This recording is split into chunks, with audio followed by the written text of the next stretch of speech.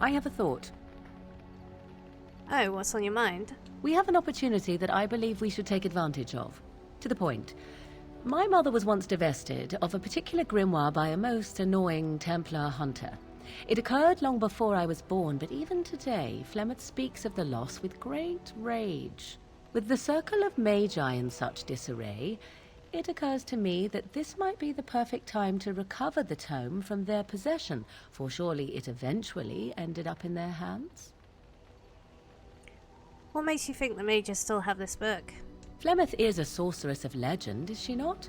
And her grimoire would be more than a mere curiosity to mages that daren't even glance towards the places my mother has walked for eons. No doubt 'tis considered something dangerous, perhaps best locked away somewhere dark, yes?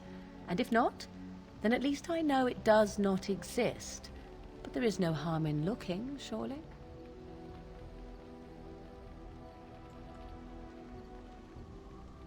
What do you want to do with this grimoire exactly? 'Tis a book of spells, of the sort that Flemeth has dabbled with throughout her long life. Not the sort of thing that would benefit a mage such as yourself, perhaps, for you were taught a different path. I, however, was taught by my mother. I know a way around the wards my mother would have placed on such a tome. I know the language that she would have written it in. I would find such a tome most useful. Useful in what way? Useful in the way that it might increase my power. Useful in the way that I would become more useful to you. Does that not follow? How do I know it's not dangerous? Dangerous? All knowledge is potentially dangerous. If you have some fear of me such that I should not be allowed such knowledge, then by all means deprive me of it. I have no ulterior motive for seeking it, however. Very well, if we go back to the tower, I'll look for it.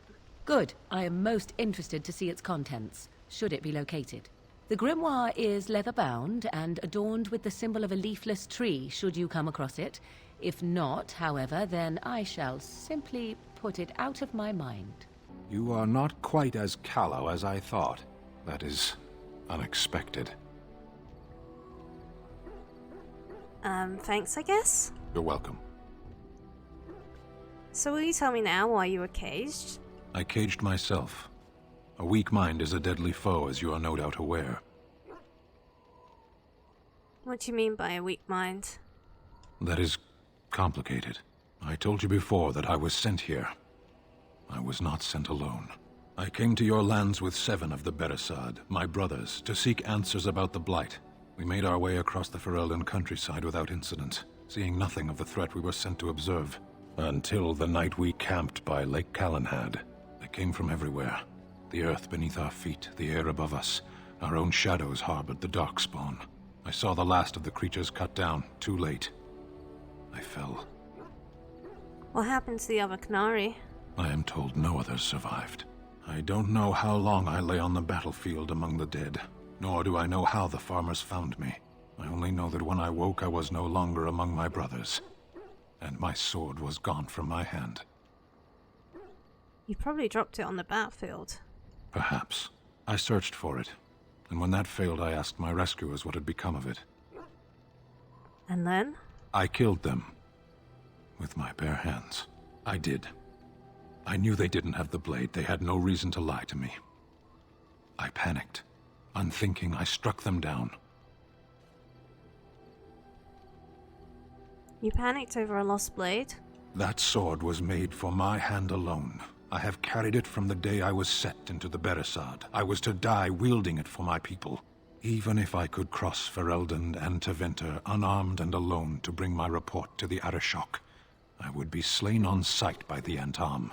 They would know me as soulless, a deserter. No soldier would cast aside his blade while he drew breath. Couldn't you just search for it? If I knew where to look, it would be in my hand now. Where did you fight the Darkspawn? Near Lake Calenhad. Don't worry, we'll find it. Perhaps those words are empty, but thank you all the same. Look, before we go any further, I want to say something. I appreciate that you brought me to see my sister, and that you were there to talk me down after we left. You're a true friend. I just wanted to tell you that. We're in this together, Alistair. That we are. I have your back. You know that, right? Well, now that that's out of the way, at your service. I have some questions. Of course. What can a Templar do exactly? Essentially, they're trained to fight. The Chantry would tell you that the Templars exist simply to defend. But don't let them fool you. They're an army. The other main purpose for a Templar is, of course, to hunt mages. To that end, we train in talents that drain mana and disrupt spells. So, can others learn this talent? Perhaps, but there usually isn't much of an opportunity. The Chantry keeps a close rein on its Templars. We are given lyrium to help develop our magical talents, you see. Which means we become addicted. And since the Chantry controls the lyrium trade with the dwarves, well, I'm sure you can put two and two together. That's horrible. I can't believe they would do that. Well, they do it, and they feel perfectly justified. You don't need lyrium in order to learn the Templar talents. Lyrium just makes Templars' talents more effective, or so I was told. Maybe it doesn't even do that. The Chantry usually doesn't let their Templars get away either, so they can spread their secrets. I'm a bit of an exception. Lucky me. Have I ever told you I really like the way you wear your hair? My hair? Thank you. It's very nice, and it suits you. Simple. Not like the elaborate hairstyles we wore in Orlais. They involved flowers, ribbons, jewels. One year, feathers were all the rage, and Lady Elise decided she needed to outdo everyone else, and actually wore live songbirds in her voluminous hair. The chirping was quite charming for a while, but you must realize, terrified little birdies often have loose bowels. Dear Maker. Yes, you can imagine what she looked like by the end of the evening. But I was trying to say something nice to you, wasn't I? Oh, forgive me. My mind wanders so. It's just that I feel so comfortable talking to you, like I could say anything and you wouldn't judge me.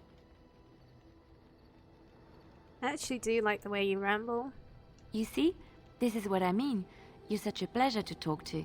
I haven't felt this close to anyone in a long time. I really enjoy your company.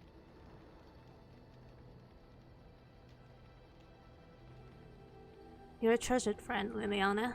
Thank you. I am honored that you feel that way. Good boy.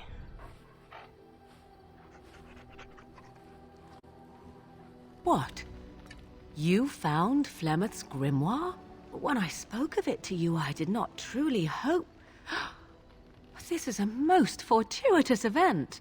You have my thanks. I will begin study of the tome immediately. You're welcome. I do not intend to squander this opportunity to learn more than Flemeth wished me to know. This should be... interesting. Have you encountered many abominations, apart from the ones in the Circle Tower? Well, it was Connor. Ah, yes, Connor, of course. The first time I saw an abomination, my blood turned to ice. It was months before the nightmares stopped. It was the knowledge that I could easily become one of them that frightened me the most. You're a great mage. You'd never become an abomination. Every mage is vulnerable, no matter how accomplished or powerful. That is the first thing we learn, and overconfidence can lead to recklessness. One slip. All it takes is one slip, and everything you are is simply gone, replaced by madness. And there is no turning back, or at least that's what they say. You have doubts? Of late, I have begun to wonder if there is any way an abomination can be cured, or if a mage could be so possessed and still retain their sanity, their humanity. If one retrains his fancy, one is not an abomination. Yes, it is madness and cruelty that define abominations. If those are lacking, if the mage remembers the person they truly are, then they are not an abomination. I never saw that. Thank you for showing me another way of looking at it. I've a question, if I may. Go ahead. Well, here's the thing.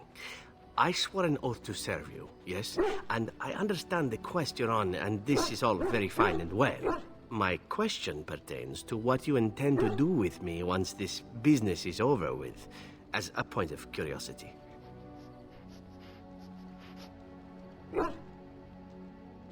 Does your oath expire then? Not precisely. I said I would serve you until you saw fit to release me. One simply assumes that once your Grey Warden business is finished, you would have no need of an assassin to follow you about. Am I wrong? I could always use a friend. Indeed. I might even be glad to call myself such, come to think of it. It is good to know what my options might be, but that is for another time. For now, we have much to do, yes? Back off! I was here first!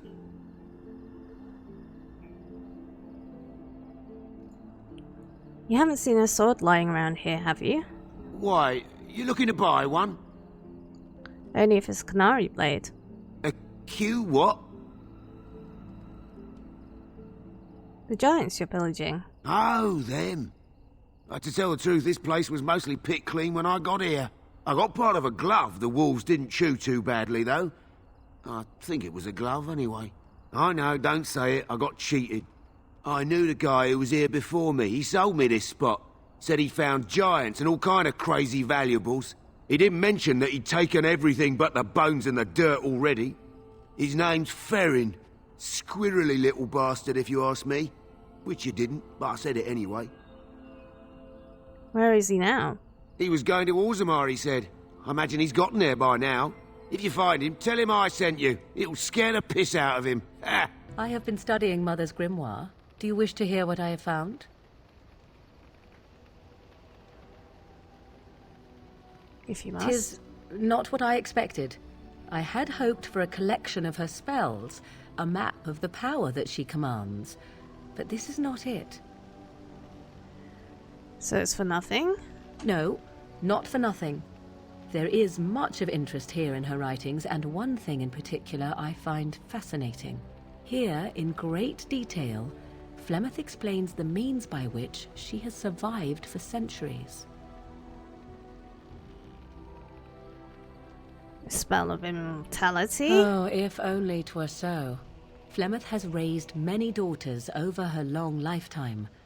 There are stories of these many witches of the wilds throughout chastened legend, yet I have never seen a one, and always wondered why not. And now I know. They are all Flemeth. When her body becomes old and wizened, she raises a daughter, and when the time is right, she takes her daughter's body for her own.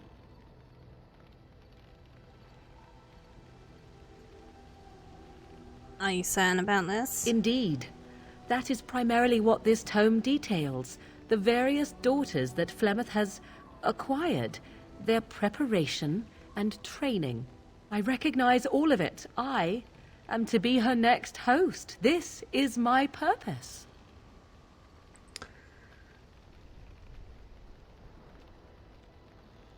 See, I had no idea. I'm so sorry. Do not be sorry. I am not. I am angry. There is only one possible response to this. Flemeth needs to die.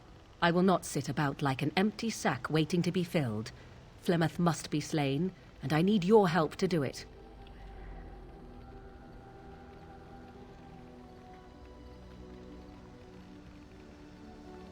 Perhaps you should talk to her about it first. And what would that do? At best, I would receive pointless reassurances. At worst, Flemeth would imprison me once she became aware I know what I do. I know my mother well enough to be confident she would show no mercy when it came to her own survival. I must do the same.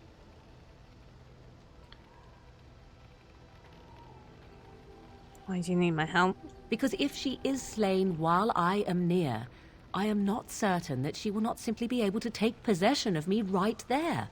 So obviously I cannot be the one to do it.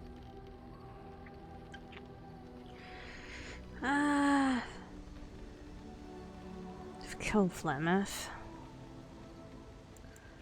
Very well, I'll help you Then if what I needs can. to be done is for you to go back to Flemeth's hut in the Kakari Wilds without me. Confront her and slay her quickly. I doubt she will truly be dead even then, but it will take her years to find a new host and recover her power, if that is even possible. The thing I must have is her true grimoire. With it, I can defend against her power in the future. Everything else in her hut is yours.